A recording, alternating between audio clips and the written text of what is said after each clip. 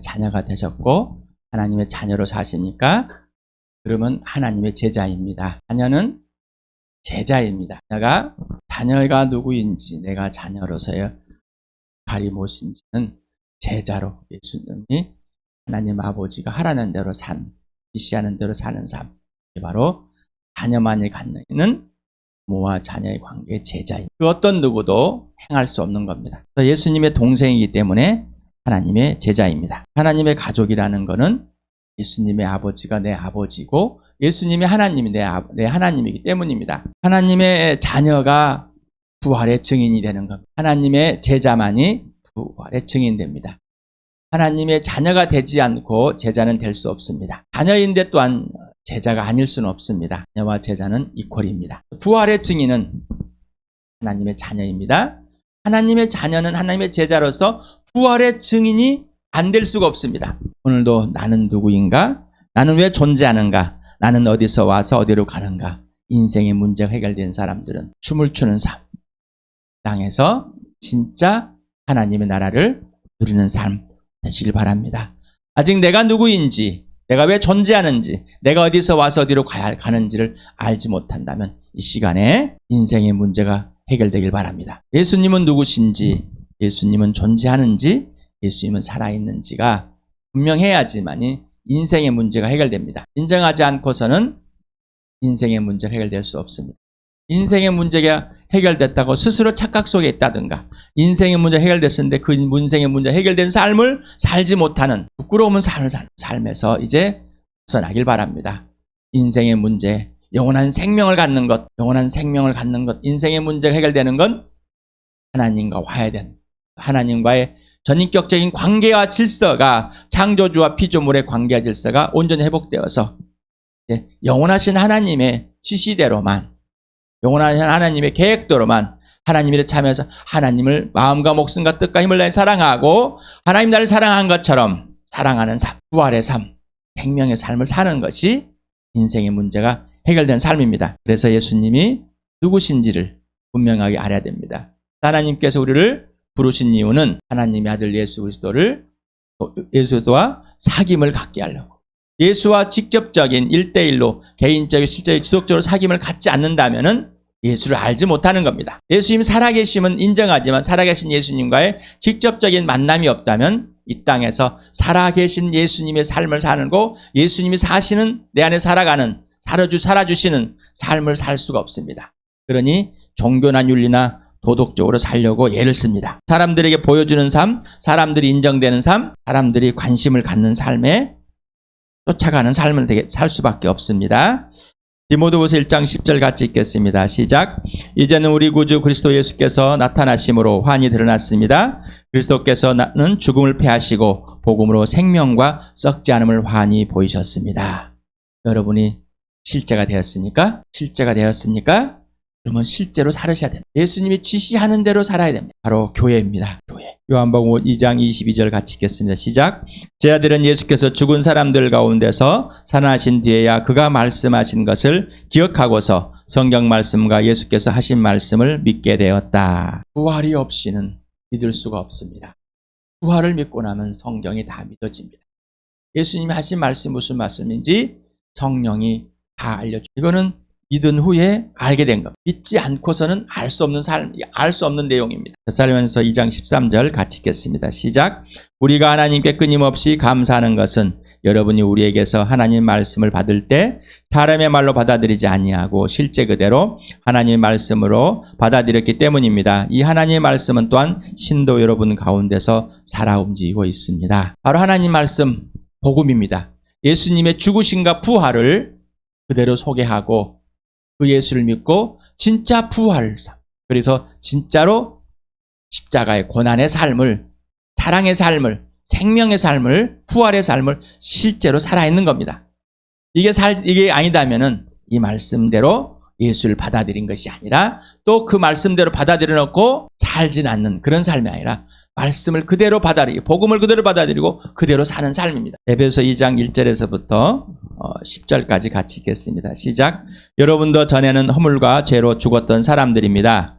그때 여러분은 허물과 죄 가운데서 이상의 풍조를 따라 살고 공중의 권세를 잡은 통치자 곧 지금 불순종의 자식들 가운데서 작용하는 영을 따라 살았습니다. 우리도 모두 전에는 그들 가운데서 육신의 정욕대로 살고 육신과 마음이 원하는 대로 행했으며 나머지 사람들과 마찬가지로 날 때부터 진노의 자식이었습니다.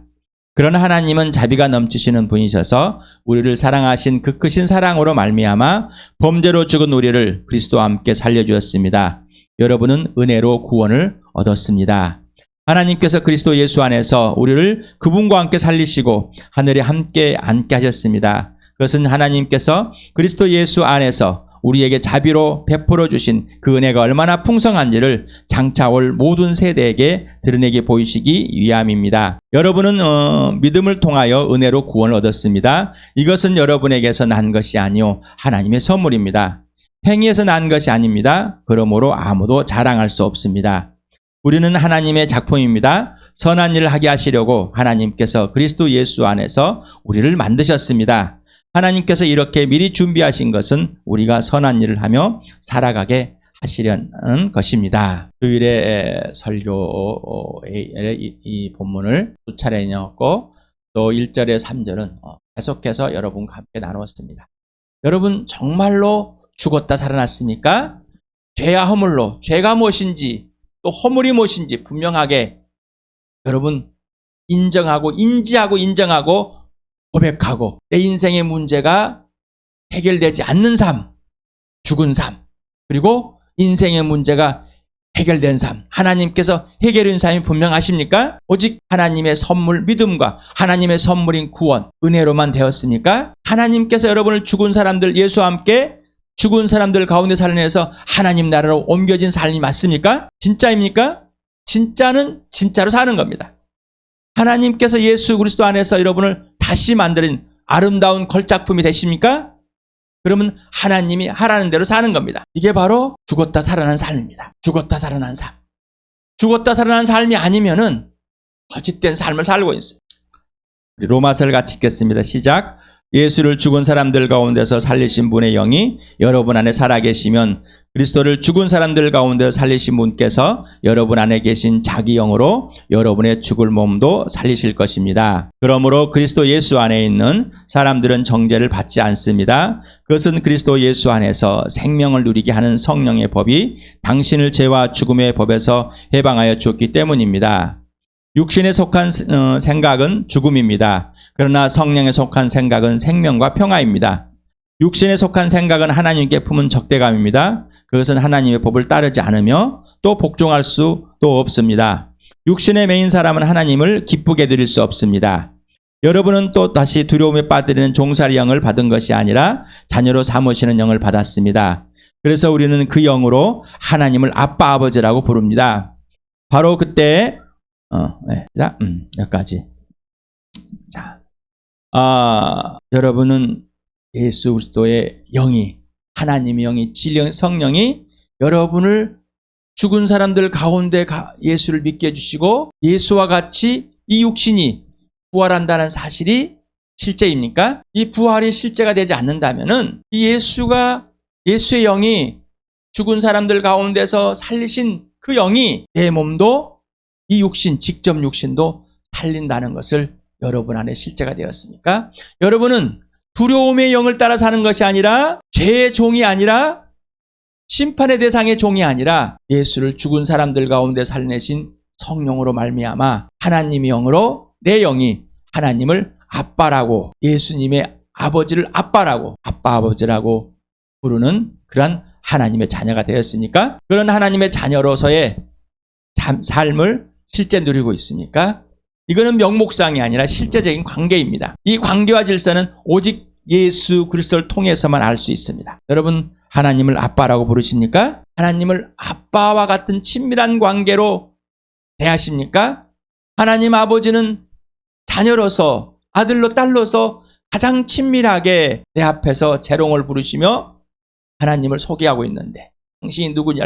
여러분은 하나님을 그렇게 인격적인 관계, 사랑의 관계로 질서로 대하십니까? 그러지 않는다면은 여러분 안에 뭐가 있을까요? 여러분 안에 살아계신 예수님이 하나님 아버지를 그렇게 대하십니까? 여러분처럼. 아니면은 여러분은 예수님이 아버지를 아빠로 대하는 것처럼 그대로 따라서 배워서 관계와 질서를 회복하고 그 평화를 이루십니까? 아니면 하나님과 적대적 관계를 갖고 있습니까?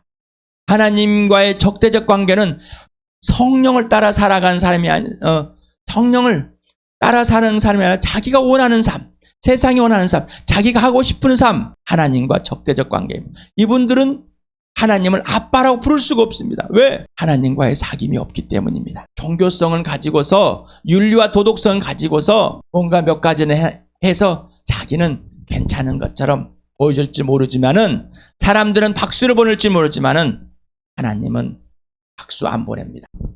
하나님은 슬퍼하십니다. 예수님은 슬퍼하십니다. 로마서입니다. 바이블서가 아니라 16절, 17절을 같이 읽겠습니다. 시작. 바로 그때 성령이 우리의 영과 함께 우리가 하나님의 자녀임을 증언하십니다. 자녀면 상속자이기도 합니다. 우리가 그리스도와 함께 영광을 받으려고 그와 함께 고난을 받으면 우리는 하나님이 정하신 상속자요 그리스도와 더불어 공동 상속자입니다. 제목에 하나님의 자녀, 예수님의 동생이라고 그랬습니다. 예수를 걸치지 않고서는 하나님의 자녀가 될 수 없고 하나님의 자녀는 예수님의 동생입니다. 하나님의 자녀는 하나님의 영이 증명해 줍니다. 내가 하나님의 자녀라고 우기는 것이 아니라 하나님의 영이 나를 예수를 믿게 해서 다시 태어나게 해서 하나님의 자녀가 되었기 때문에 영원한 생명과 영원한 구원에 있기 때문에 하나님의 영이 나를 보증쓰고 인치셨습니다. 그래서 하나님의 자녀임을 하나님의 영이 성령이 증명해 주는 것이지 내 스스로 증명하는 거 아닙니다. 내 스스로. 여러분에게 예를 많이 드렸습니다. 이웃집 아이가 여러분의 자식들보다 더 잘해요. 그래서 이웃집 아이가 아버지라고 어머니라고 불러. 그러나 이웃집 아이일 뿐입니다. 그런데 이웃집 아이는 자기 스스로 자녀라고 착각하고 있는 거예요. 그러나 이웃집 아이가 부모라고 자녀 아버지라고 부른 그 아버지 어머니는 자녀로 대하지 않습니다. 어떤 행위를 가지고 더 잘하는 것처럼 보일지만은 관계, 살아계신 하나님과의 관계와 질서가 하나님이 지시하는 하나님의 기준을 하지 않는다면은 틀렸다는 것입니다. 하나님과의 적대적 관계이고 육신의 생각을 가지고서 행하고 있다는 것입니다. 예수님도 하나님의 아들, 하나님 아버지께서는 아들에게 다 주셨습니다. 아들에게 다 주셨고 그 아들은 우리를 부르셔서 아버지가 준 것을 우리에게 주었습니다. 공동 상속자입니다. 라고. 그래서 영원한 생명, 영원 하나님의 아버지 것을 가진 우리는 예수님이 가진 것 고난도 상속을 받았다는 것입니다. 여러분 고난을 상속을 받았습니까? 진짜로 내가 어떤 힘든 일을 하는 게 아니라 예수님이 지시하는 그대로 하나님의 일에 참여해서 하나님이 부르실 때 그때 그 자리에서 순종하는 삶, 고난에 참여하는 삶. 이게 하나님의 상속자입니다. 내가 하고 싶어가지고 내가 이 일을 하니까 즐겁고 이 일을 하니까 섬기는 일 같은 그런 착각의 삶은 공동 상속자의 삶이 아니라 자기가 윤리적인 도덕적으로 사는 삶, 종교적으로 사는 바로 하나님과의 적대적인 삶입니다. 뭐가 이렇게 복잡합니까? 하나님은 단순하신데 여러분이 복잡하게 만들어 놓고 여러분은 복잡한 가운데 있는데 하나님의 단순함에 하나님의 관계와 질서 안에 들어오라고 그러니까 싫다는 것입니다. 왜? 우리는 처음부터 관계와 질서를 배우지 않았기 때문에 하나님과 원수되었고 하나님과 적대적 관계가 있는데 그래서 사람과 원수가 되었고 사람들과 적대적 관계였기 때문입니다. 내가 원하는 대로 내가 하고 싶은 대로 내가 기뻐하는 대로 내가 주인이 되어서 내가 했던 그 삶을 그대로 갖고 있기 때문입니다. 그래서 예수님께 여러분 직접 배우라. 예수님이 와라. 그리고 내게 직접 배우라. 저는 여러분 예수님께 직접 배우고 있습니까? 성령님께 직접 배우고 있습니까? 하나님께 직접 배우고 있습니까? 아니면 여러분 스스로 연구하여서 이러면 잘 될 것이다. 이러면 괜찮을 것이다. 이렇게 맞는 것이다 생각하고 하시는 겁니까? 여러분에게 수없이 여러분의 지갑에 있는 돈을 가난한 사람에게 나누어주고 싶지만 하나님의 영이 나누어지게 못하면 멈추라면 멈춰야 된다고 했습니다. 아무리 세상에 좋은 일일지라도 예수님이 멈추라고 하면 멈춰야 됩니다. 여러분에게 요한복음 11장에 수없이 했었습니다. 죽은 나사로.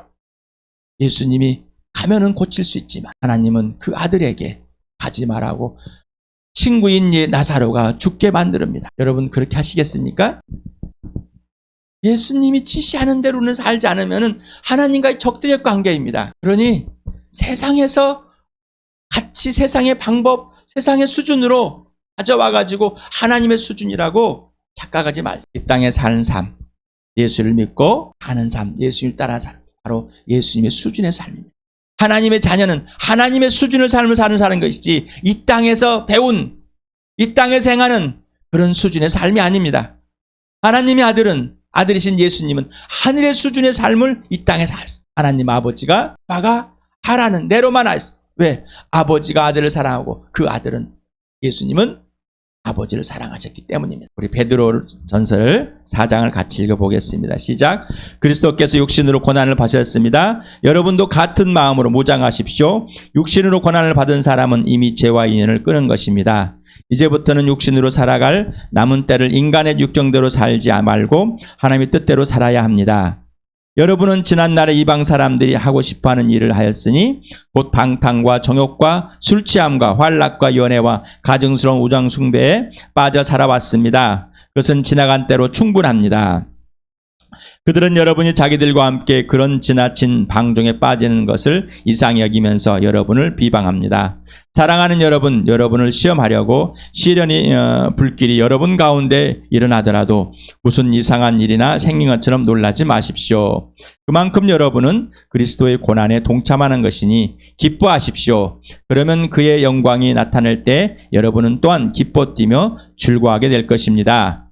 여러분이 그리스도의 이름으로 모욕을 당하면 복이 있습니다. 영광의 영, 곧 하나님의 영이 여러분 위에 머물러 계시기 때문입니다. 예수님이 육신의 고난을 당했듯이 내 안에 살아계신 예수님이 나를 인도할 때 육신의 고난은 당연하다, 특권이다, 그 상속을 받은 것이.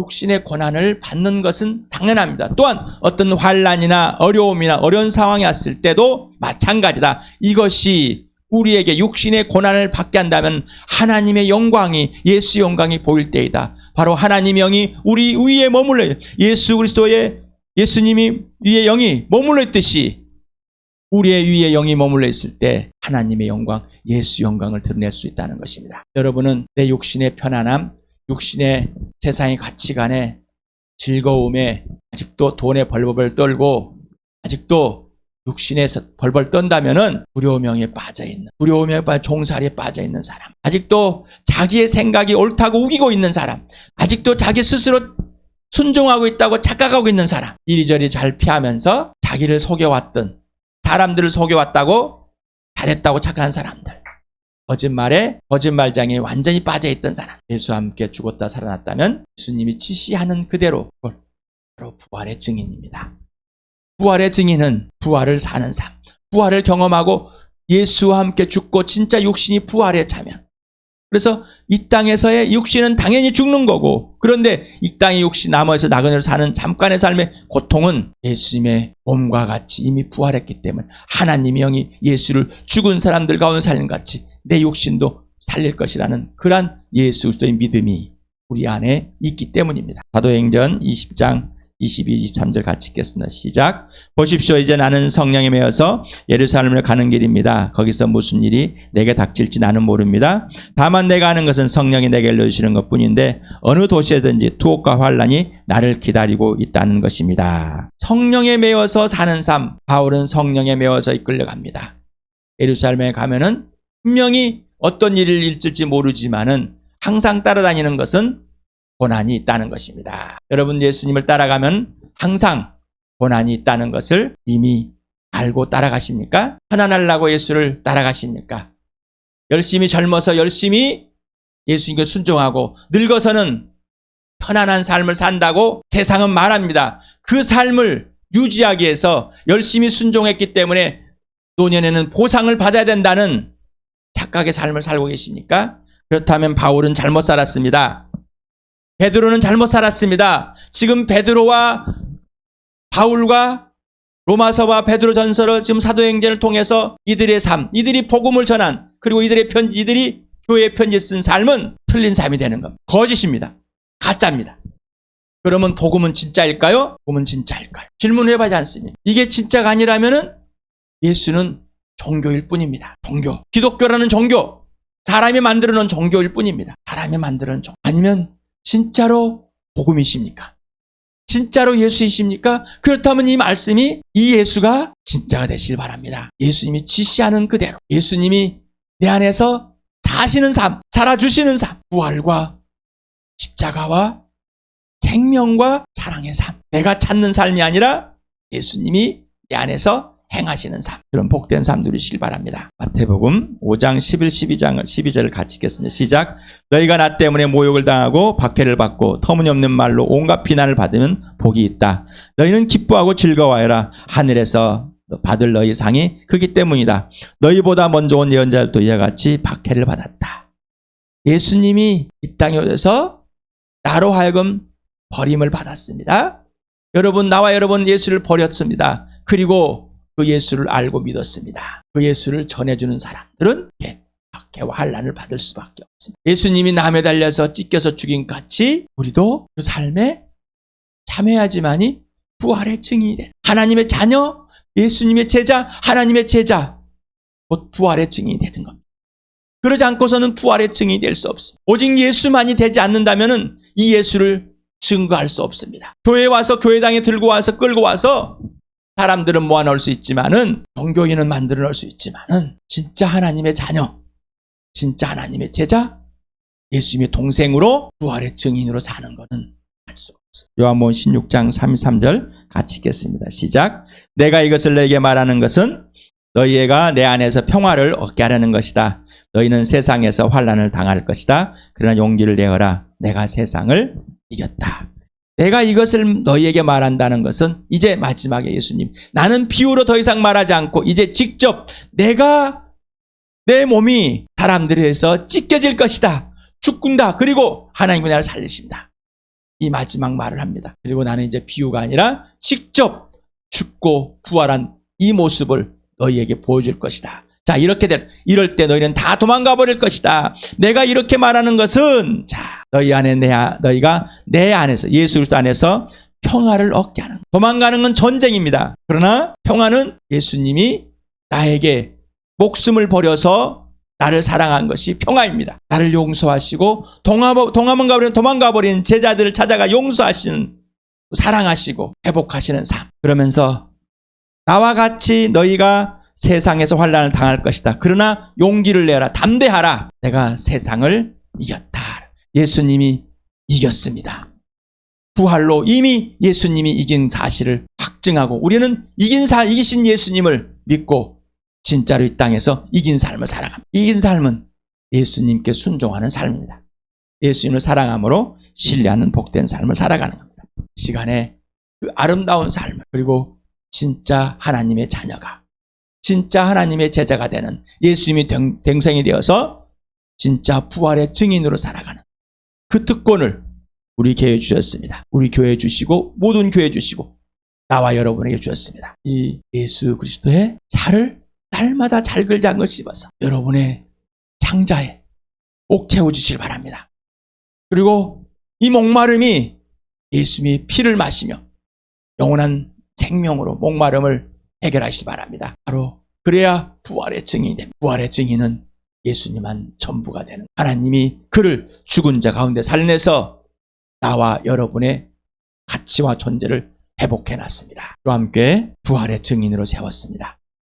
부활의 증인으로 부르셨습니다. 하나님은 실수하지 않았습니다. 나와 여러분이 함께 예수 그리스도의 부활의 증인으로 복된 삶을 누리기 축복합니다.